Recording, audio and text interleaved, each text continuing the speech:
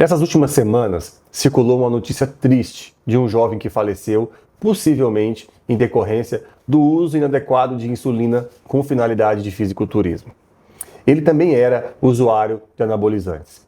Mas eu faço questão de começar dizendo que a gente não pode afirmar que foi o anabolizante realmente a causa. O que parece estar mais associado ao que se sabe até agora é a insulina, usada fora de qualquer indicação médica.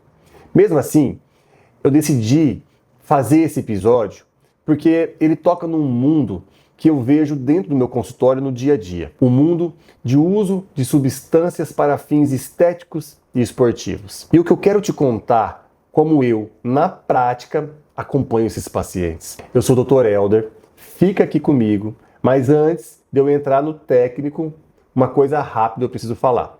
A decisão de usar quase sempre é tomada antes do paciente chegar até mim. Eu não apoio, eu não estimulo, mas também não afasto. Não condeno, não trato com desprezo. Eu acompanho, eu acolho e trago para perto de mim. E sendo honesto com o paciente, esse acompanhamento não impede que algo aconteça. Ele me dá uma chance, e talvez a única, de detectar dano cedo e tentar frear. E é esse segmento que eu vou te mostrar agora. O primeiro exame que eu não abro mão é o hemograma. E dentro dele, dois números me interessam muito: o hematócrito e a hemoglobina. A testosterona, especialmente em doses suprafisiológicas, estimula a medula óssea a fabricar mais glóbulos vermelhos. O resultado é um sangue mais grosso, mais viscoso e mais difícil de circular. Quando o hematócrito sobe muito, eu já fico atento em valores que estão acima de 52%, 53%. O risco de um evento trombótico aumenta de forma importante. Estamos falando de infarto, de AVC, de trombose venosa profunda, de embolia pulmonar, coisas que matam jovens saudáveis. E o pior, a maioria não sente nada. O paciente está treinando bem, está sentindo-se forte e o sangue dele está engrossando silenciosamente. Por isso, no meu segmento, hemograma é no mínimo a cada 3 meses. Se o hematócrito sobe, a gente conversa. A gente pensa em ajustar a dose, em pausar, em hidratar melhor, em parar de fumar, em doar sangue de forma orientada. Não é receita pronta, é decisão clínica individual e em cima que o exame mostra.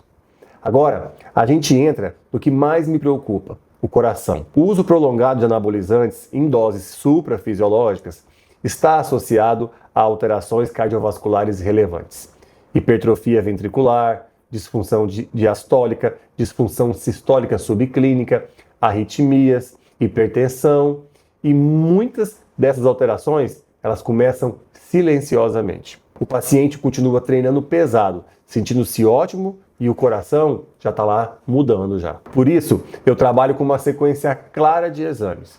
O primeiro exame que eu peço é o eletrocardiograma de repouso. É barato, é rápido, me dá pistas iniciais de sobrecarga ventricular, alterações de repolarização, distúrbios de condução, sinais de isquemia. Se o eletrocardiograma estiver normal e o paciente for assintomático, eu sigo com outros exames.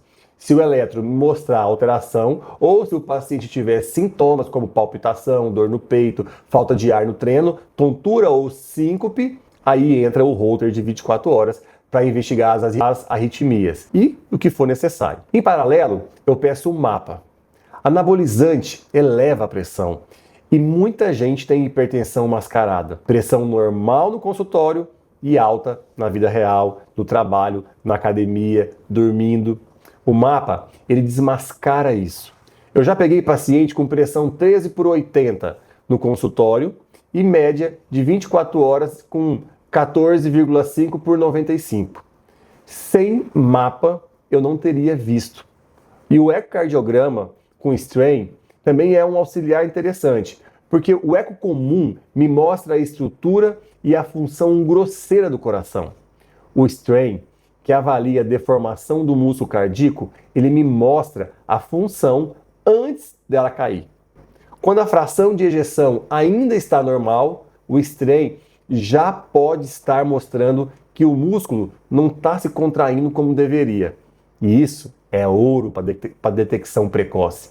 E quem usa de forma crônica o anabolizante, esse conjunto entra pelo menos uma vez ao ano, antes de quem está iniciando o ciclo mais agressivo ou em quem tem sintoma. E eu faço questão de dizer, se algum desses exames mostrar alteração relevante, a conversa muda.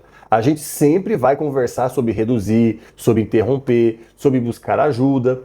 Eu mostro o exame e a gente decide juntos. Tem também o que acontece abaixo da cintura e isso é frequentemente esquecido. A testosterona e seus derivados podem estimular o crescimento da próstata. Em homens mais jovens, isso muitas vezes não dá sintomas. Em homens acima dos 40 e principalmente acima dos 50, pode acelerar uma hiperplasia prostática benigna que ele já tinha e que em pessoas com predisposição pode até virar um problema sério. Por isso, eu acompanho com PSA de perto, peço uma ultrassonografia suprapúbica para avaliar o tamanho da próstata e o volume de resíduo pós-miccional. E quando há indicação, PSA alterado, sintoma urinário relevante, suspeita maior, eu solicito uma ressonância multiparamétrica da próstata. É vigilância de uma estrutura diretamente sensível ao hormônio. Tem uma conversa que eu faço logo na primeira consulta e que muita gente nunca teve. Você quer ter filho? Isso parece básico, mas é assustador a frequência com que eu atendo um homem empolgado, começando a usar anabolizante, e ele me conta de passagem que a esposa está tentando engravidar. Ou que o casal está pretendendo tentar nos próximos meses. E ele simplesmente não sabia que estava prestes a desligar a própria fertilidade.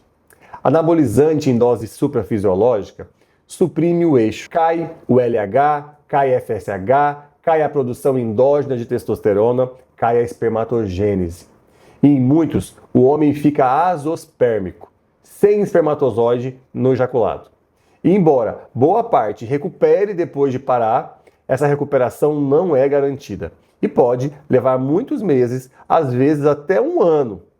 Por isso, a fertilidade entra na conversa antes do primeiro frasco. Espermograma, contagem, conversa franca com a parceira quando faz sentido e, em alguns casos, congelamento prévio de sêmen.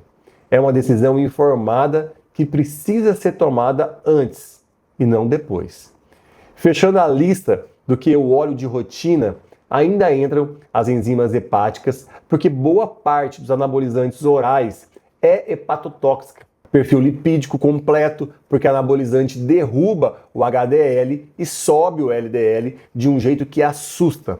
Função renal, glicemia, insulina, porque a sensibilidade insulínica também muda. O eixo hormonal completo, LH, FSH, testosterona, estradiol, prolactina, para eu entender o quanto o eixo está suprimido e o que isso vai significar quando o paciente decidir parar, se decidir parar.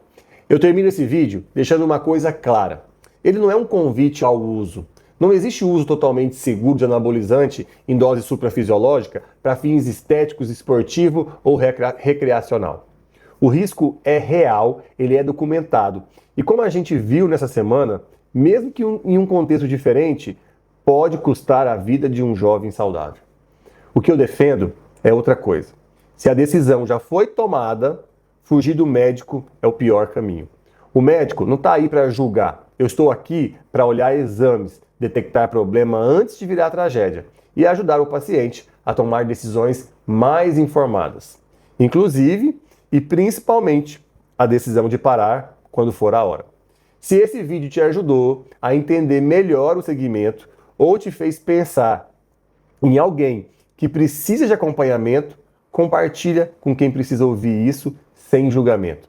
E se você quer continuar aprendendo sobre saúde do homem e prevenção de verdade, se inscreve no canal e ativa o sininho. Eu sou o Dr. Helder. A gente se vê no próximo vídeo.